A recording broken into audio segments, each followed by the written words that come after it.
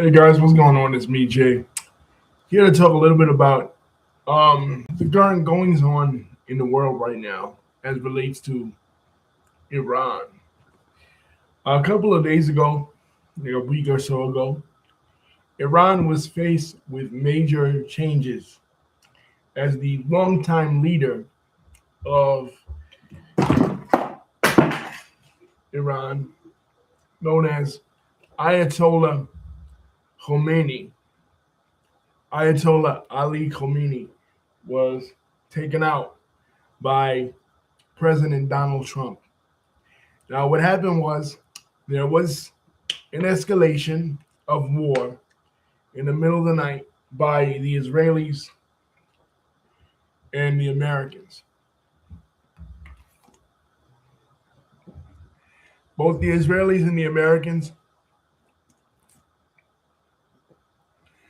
uh, bombed Iran. And when they did this, one of the casualties was the Ayatollah. Now, what this is, the flag here, is the original flag of Iran before the 1979 revolution. As we've talked about many times before in this channel, Iran has been under the Islamic regime.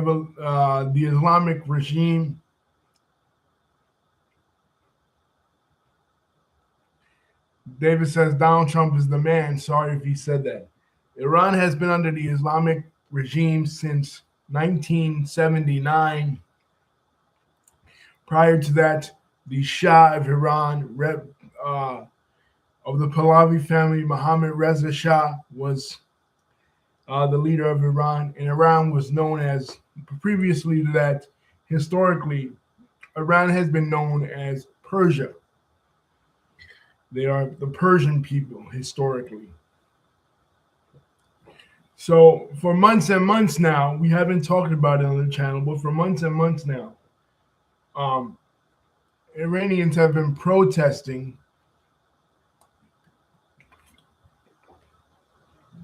for more civil rights. It's no secret that the regime in Iran is totalitarian. The regime in Iran is Islamist. Women in Iran, they're not allowed out in public without being covered, and that's even if they're not even Muslim, because Iran is not entirely Muslim.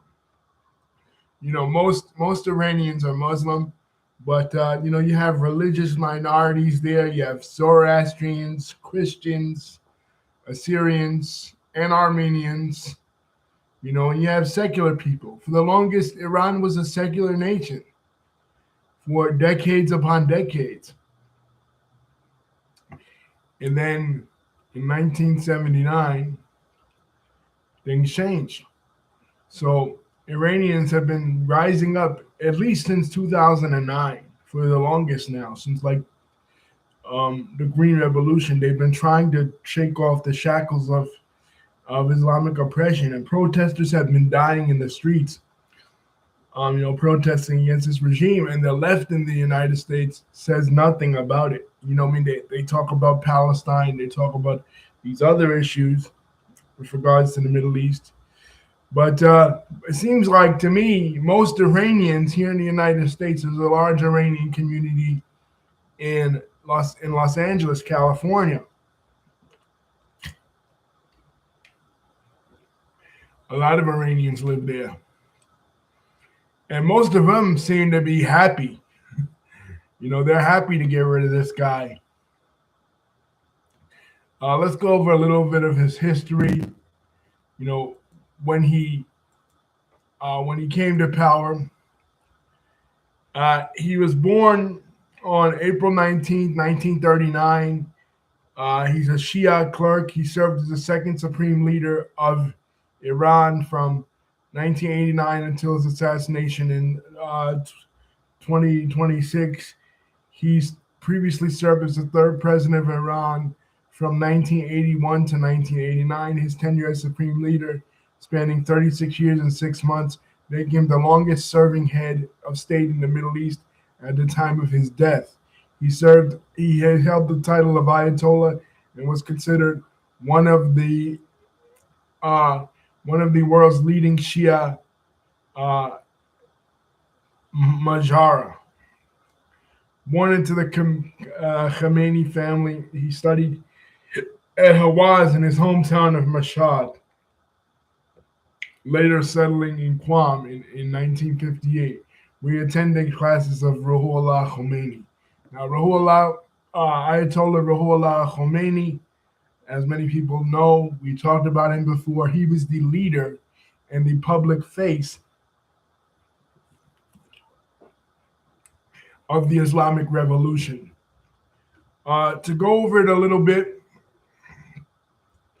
um,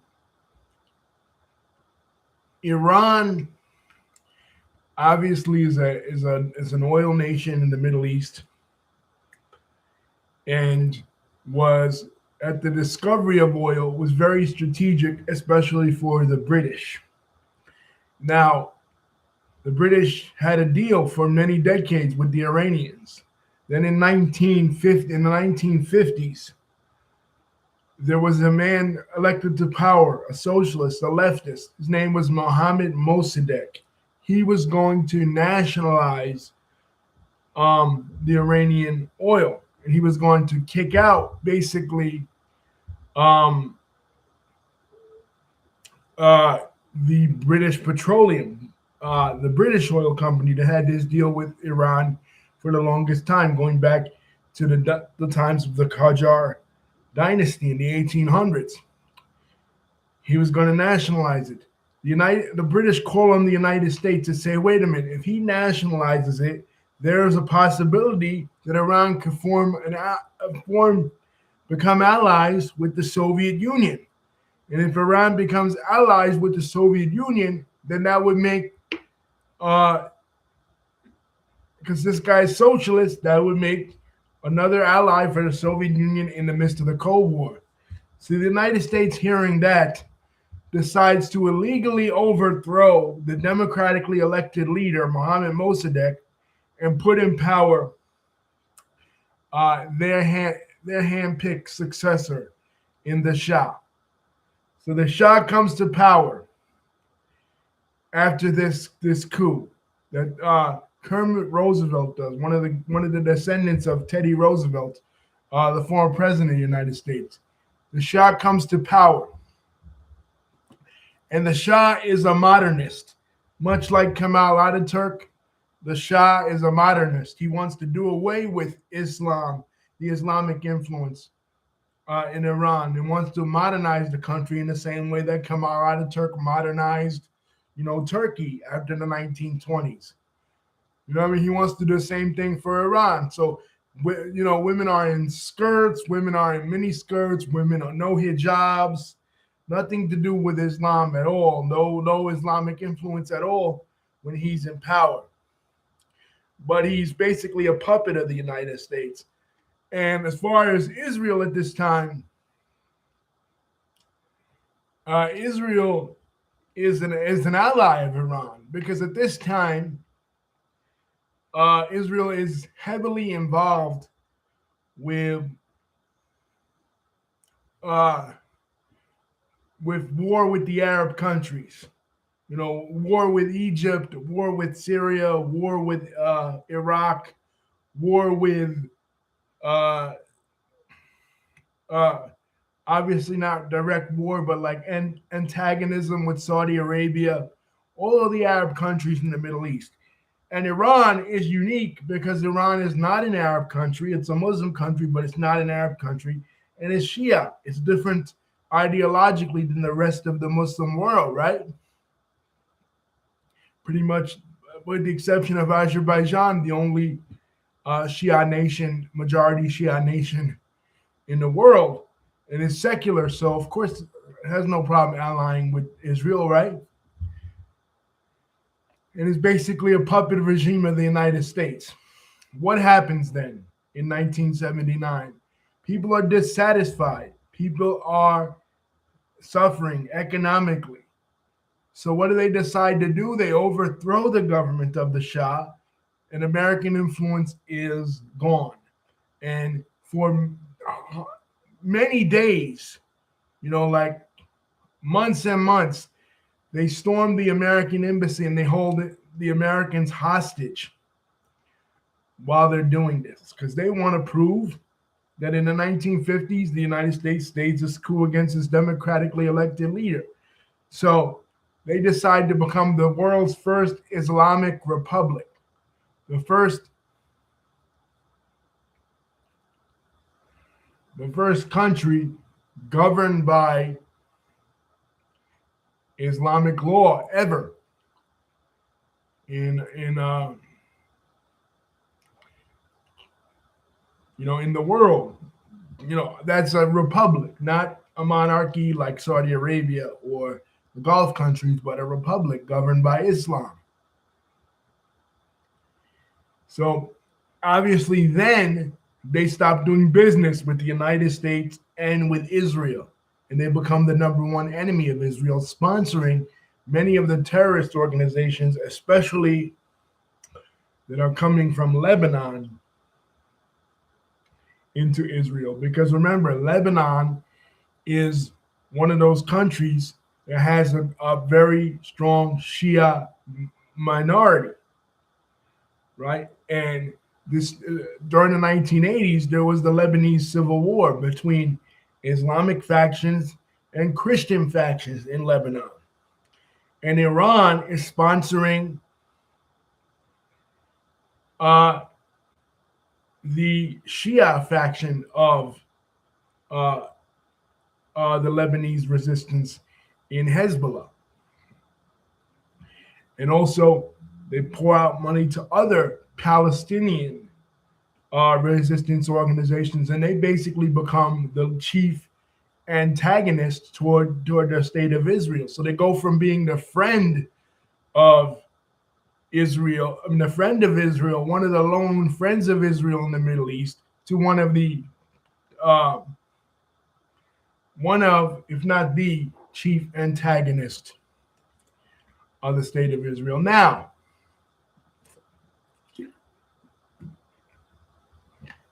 the funny thing is, given that we have this problem with Iran in 1979, who's a secularist in the Middle East that we were friends with, right? And anti-Shia, a Sunni dictator, anti-Shia, and a secularist that we were friends with in the 1980s that eventually became not our friend, Saddam Hussein. Saddam Hussein, anti-Shia, against the Shias. So we align with Saddam Hussein when he has his war against the Islamic Republic of Iran in the 1980s, basically giving him all his money, arming him until he decides to turn on our other ally, the Kuwaitis, and invade Kuwait. And then we go to war with him in the 1990s. But secretly, even though we have this embargo with Iran because they became Islamists, we trade weapons with them. We trade weapons with them to give to the anti-communists in Nicaragua during the Reagan administration. This is the Iran-Contra deal. The Contras were the anti-communist freedom fighters. So we trade arms with Iran, even though there's supposed to be an embargo between us and Iran. There's an illegal weapons trade that occurs, and we end up giving those weapons to the Contras in Nicaragua.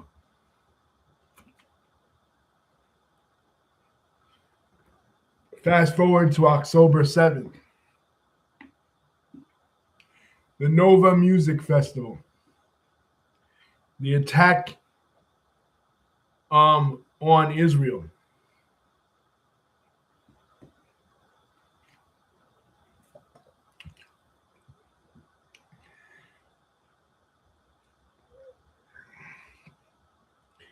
Israel then has it from all fronts. They're attacking Hamas in Gaza. They're attacking Hezbollah in the north. And while they're attacking Hezbollah in the north, they're also kind of attacking Iran because Iran is supporting Hezbollah. Iran is supporting Hamas. Iran is supporting these other Islamist regimes around the entire Middle East to go against Israel. Iran in Lebanon with the beepers. Israel infiltrates the beepers in 2024. They completely take out Hezbollah in Lebanon. They kill Yahya Sinwar of Hamas, and they kill Nasrallah in Hezbollah. And for 12 days in 2025, they attack Iran's nuclear facilities because Barack Obama had this deal with Iran called the the JCPOA, which was the Iran deal, which Donald Trump, when he got in office, he said he was going to do away with the Iran deal. This Iran deal was basically opening up the communications between the United States and Iran, so to prevent Iran from getting an atomic weaponry. Trump tears it up and decides he's not doing any business with Iran. He's going to focus on making peace with the Arab nations. So basically what it is now is the Arab Sunni nations are now allies with the Israelis and the Americans against Iran. And Iran is basically ostracized, and Iran is basically isolated, and the only allies that she really has is like Russia, China, and North Korea, which are enemies to the United States. Russia has been a longtime ally of the Iranians for years. I mean, years upon years. Russia has been an ally with the Iranians for years upon years, and Russia has supported many of the same regimes like Bashar al-Assad's regime, former regime in Syria, just like Iran has. So this whole thing could set up World War III. Trump did not have the authorization from Congress to do this. This was a police action. He felt, just like with Maduro in Venezuela, he felt that he was justified. He felt, now with Maduro in Venezuela, he had a little bit more of a justification in a sense because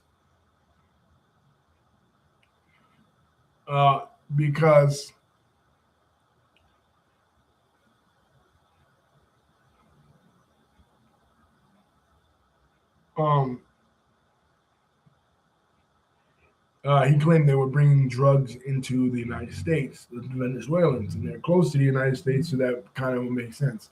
Now, interestingly enough, Israel involved in this attack. There was a Jewish holiday just passed, the Jewish holiday of Purim. And this Jewish holiday celebrates a victory of, there was a king, Ahasuerus, and he had this henchman named Haman, right? And the henchman was going to destroy the Jewish community in Persia.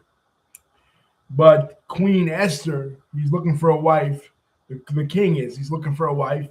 And there's this beauty contest, and he marries the Queen Esther. And Esther persuades him to not kill the Jewish people, to not exterminate the Jewish people, and her and her uncle Mordecai save her people, the Jewish people in Persia. So it was kind of cool and kind of, I guess, ironic that we're now celebrating Persian heritage and Persian history on this this particular Jewish holiday.